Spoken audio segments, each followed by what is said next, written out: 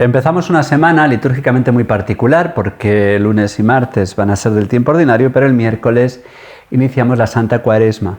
Eso significa que en este momento de nuestra explicación de la liturgia que estoy tendiendo, ya volveremos a los evangelios, que es algo muy importante, pero estoy tendiendo a explicar de modo continuado los distintos libros y cartas que en las primeras lecturas nos van apareciendo, sobre todo en el tiempo ordinario, porque los tiempos fuertes van variando, aunque si Dios quiere, yo me propongo en Pascua explicar los Hechos de los Apóstoles de modo continuado. Pero ya digo, en los tiempos fuertes pues vamos buscando normalmente la continuidad que tiene la primera lectura y los evangelios. Pero como en el tiempo ordinario me estoy centrando ahora en las primeras lecturas, que suelen ser cartas del Nuevo Testamento y libros del Antiguo, que no son tan conocidos, ahora estamos muy limitados, porque hoy empezamos a leer la primera carta del apóstol San Pedro, pero la Cuaresma no permite casi ningún año leerla de modo completo. Entonces lo que vamos a hacer es, hoy me voy a limitar a presentar la primera carta y mañana les digo lo que vamos a hacer. Esta carta la escribe Pedro. Pedro es el que reivindica haberla escrito. Sabemos que es muy frecuente la pseudepigrafía, es decir, autores que reivindican ser maestros suyos, lo cual no va en contra de la verdad, era algo muy, muy frecuente. Tenemos muchos libros apócrifos. A veces se hacía con mala intención, pero muchas veces con buena. Discípulos que reivindicaban tener la misma doctrina que sus maestros y por lo tanto atribuían a esas personas los libros. Nos cabe preguntarse si esta primera carta del apóstol San Pedro es realmente de Pedro o de otro autor. Bien, pues aunque se discute, la verdad es que muy poco. Así como la segunda carta de San Pedro se discute bastante, como veremos mañana, casi nadie ha puesto en duda que esta primera carta es del apóstol San Pedro. Es raro que no aparezca esta carta en el canon muratoriano. ¿Qué es el canon muratoriano? Los católicos no tenemos ningún problema a la hora de discernir, no lo tenemos que discernir porque se nos ha discernido, qué cartas, qué libros pertenecen al canon, es decir, a la lista de los libros que no son escritas meramente por hombres, sino que siendo escritas por hombres, tienen autores humanos, pero son inspiradas, decimos, es decir, escritas por hombres que ponen en juego toda su inteligencia y sus conocimientos y su voluntad, pero inspirados por el Espíritu Santo, es decir, son palabra de Dios. Bien, la Iglesia ha ido discerniendo cuáles de todos estos libros son palabra de Dios y cuáles no. No ha habido una aparición de un ángel de Dios que ha dicho estos son y estos no son. Los protestantes tienen una auténtica dificultad a la hora de explicar cuáles son y cuáles no. La Iglesia no, porque se sabe, inspirada por el Espíritu Santo, guiada por el magisterio de los papas y de los concilios, y por lo tanto a lo largo de los siglos pues ha ido discerniendo hasta que ha quedado zanjado de modo determinante en el Concilio de Trento, pero muchísimos siglos antes, pues ya por diversos papas.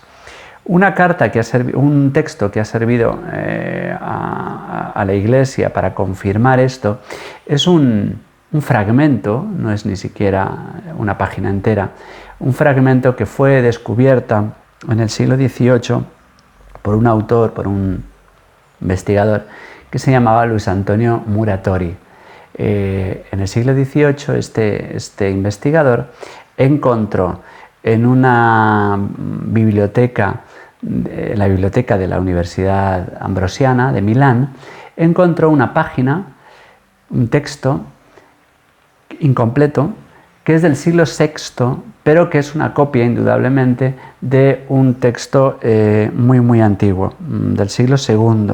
Sabemos que el texto original es del siglo II porque tiene este texto, dice, esta página lo que hace es hablar de cuáles son los libros que veneran los cristianos, unos inspirados y otros sin ser inspirados, pero que tienen autoridad por su ortodoxia, por su antigüedad. Entonces, cuando cita un libro que es muy importante para nosotros, El Pastor de Hermas, se llama así, dice: El Pastor fue escrito por Hermas en la ciudad de Roma, bastante recientemente, en nuestros propios días, cuando su hermano Pío ocupaba la silla del obispo en la iglesia de la ciudad de Roma. Es decir, este texto habla de que hace muy poquito tiempo había muerto el Papa Pío I, y por lo tanto esta nota cronológica, cronográfica, nos ayuda a saber que nos hace ver que este texto está escrito muy poquitos años después del año 157. Por lo tanto, este fragmento, esta página que se llama Canon Muratoriano, nos es muy importante por su antigüedad. Pues bien, este Canon Muratoriano, esta lista de textos sagrados, que ya digo no se conserva completamente porque es una página antiquísima, nos da muchas pistas de qué libros serán considerados inspirados y cuáles no en la antigüedad. Ya digo que faltan cosas porque, por ejemplo, dice que hay 4 evangelios, pero faltan las líneas en las cuales cita Mateo y a Marcos, y solamente habla de Lucas y Juan, pero sin embargo dice que hay 4 evangelios. Bien, pues este texto es importante porque, ya digo que nos hace ver, es una página que prácticamente, aunque ha sido descubierta en el siglo XVIII, prácticamente coincide con las otras listas que la Iglesia ha ido conservando de los textos inspirados. Pues bien, es cierto que en el canon muratoriano no están estas cartas de Pedro, y hay autores que afirman que al ser de Pedro están citados detrás del Evangelio según San Marcos, que también desaparece porque faltan algunas líneas. Eso significaría que era algo que era frecuente porque San Marcos se le considera discípulo de San Pedro, y por lo tanto sus cartas se considerarían dentro de una especie de corpus petrino. Bueno, sea lo que fuera, nada de esto es obstáculo, aunque no estuviera en el canon muratoriano. La Iglesia es la que, inspirada por el Espíritu Santo, sabe cuáles son los textos inspirados y cuáles no, y no hay ninguna duda de que las 2 cartas de Pedro son palabra de Dios. Así los veneramos, así están en nuestra Biblia y así los leemos en la liturgia sin hacernos ningún problema. Es verdad que hay algunos que dicen que ponen peros a la autoría real de Pedro, puesto que dicen que la primera carta de Pedro, la que hubiéramos leído si no hubiera habido Cuaresma, pero yo digo que casi ningún año la podemos leer porque casi siempre coincide la Cuaresma en estas semanas, aunque varía un poco. Y ya digo que casi nunca tenemos la dicha de leer completa esta primera carta de Pedro. Bueno, pues se nos dice que esta carta hace alusión a una persecución general que en tiempos de Pedro todavía no se ha dado. Bueno, pues primero no hace falta que sea general, hay persecuciones, el mismo Pedro fue perseguido, como sabemos, fue crucificado, y la verdad es que hay rincones donde se vive con auténtico pavor la persecución desde muy pronto, así que no es un argumento suficiente para negar la autoría petrina. No hace falta que sea universal esta persecución para que los destinatarios de esta carta, que si bien es cierto que es católica, hace saber a todos los cristianos que por lo menos en algunos rincones son perseguidos. También se pone como objeción para reconocer que esta carta sea de San Pedro, porque hoy hay una tendencia racionalista a negar casi todos los datos de la tradición, que un pescador de Galilea no le cabe un griego tan perfeccionado. Bueno, tampoco esto es un problema, ya lo habíamos visto esto con la carta de Santiago que comentamos en las 2 últimas semanas, porque estos autores que tenían una autoridad moral muy grande tenían sus secretarios, y es muy posible que el secretario de San Pedro fuera Silas o Silvano, que también estuvo mucho tiempo con San Pablo, y podría haberle dado a este texto una impronta más culta, más gramaticalmente correcta. Otros autores ponen una tercera objeción para negar que esta carta sea de San Pedro, diciendo que depende demasiado de San Pablo, porque es cierto que hay muchas similitudes con ideas y textos paulinos. Tampoco es una objeción suficiente porque también podría ser que sea Pablo el que depende de Pedro en su predicación, porque San Pablo va muchas veces a Pedro, muchas veces no, sabemos que Pablo le interesa saber si lo que le está predicando es lo que predican los apóstoles, y Silas, además, si es el escribano de Pedro, como muchos piensan, ha podido dar esa similitud entre ideas entre Pedro y Pablo. Ya digo, no son serias o demasiado serias estas objeciones, y hay una unanimidad antigua para que esta primera carta sea atribuida a San Pedro. Veremos mañana que la segunda no tiene esta unanimidad.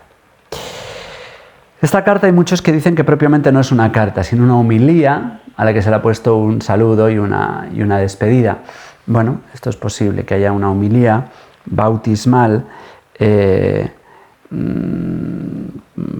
da la sensación de que ha sido pronunciada muchas veces y que tiene explicaciones ya estereotipadas, archisabidas por un predicador, San Pedro, que con mucha frecuencia ha ido predicándola. Bueno, pues esta es una carta católica, ya hemos explicado la semana pasada que católicas son estas 7 cartas, las 3 de San Juan, las 2 de San Pedro, la de San Judas Tadeo y la de Santiago que leímos la semana pasada.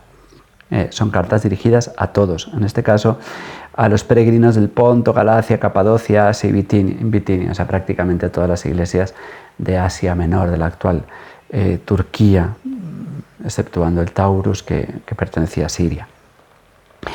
Los padres griegos siempre han pensado que esta carta se dirige a cristianos procedentes del judaísmo, mientras que los padres latinos más bien han interpretado que son cristianos procedentes del paganismo. Sea lo que fuera, esta carta, para quien se anime a leerla antes de que empiece la Cuaresma, es una carta muy breve, tiene como 3 grandes secciones. Cada una de ellas tiene una parte doctrinal y otra una exhortación moral. Por lo tanto, sección doctrinal, sección moral, sección doctrinal, sección moral, sección doctrinal, sección moral. Así, en 3 partes dividen esta carta, que muchos afirman que no es carta, sino, ya digo, una catequesis a la que se le ha añadido un saludo y una despedida. La primera sección doctrinal nos habla de la vida nueva que tienen los bautizados. Tiene que ser una vida completamente distinta y por lo tanto han de estar alegres en la tribulación, como hemos visto que nos decía Santiago, y dar un testimonio de profetas, de personas valientes que no tienen miedo a la muerte. Y por lo tanto hay una exhortación, después de esta sección doctrinal, a la santidad como vocación, que ha de ser una actitud fundamental para con Dios y para con los hermanos, la santidad. La segunda sección doctrinal habla de la Iglesia como pueblo de Dios, como nuevo pueblo de Dios, al que le sigue una exhortación referente al poder civil, a la sumisión cristiana, a las autoridades, siempre que evidentemente no nos lleven al pecado, y alguna exhortación a los esclavos, a los cónyuges, para practicar las virtudes cristianas. También se refiere al sufrimiento de los inocentes. Y por último, la tercera sección doctrinal nos habla de la pasión, del descenso a los infiernos, un elemento muy importante que está en nuestro credo, el descenso de Cristo a los infiernos, y la glorificación de Cristo, que nos lleva, por lo tanto, a una exhortación a la llamada a la santidad, a hacer una apología del sufrimiento y una exhortación a los presbíteros, a los jóvenes y a todos. Y por último, una exhortación a la vigilancia, puesto que el Señor está cerca. El texto de hoy, que es el único que vamos a comentar, bueno, pues tiene una alabanza a Dios, Padre nuestro Señor Jesucristo, que nos ha hecho nacer de nuevo. Eso nos habla de las consecuencias del bautismo. Y esto conlleva muchísimas pruebas. Y entre otras es la de amar a un Cristo al que ya no vemos.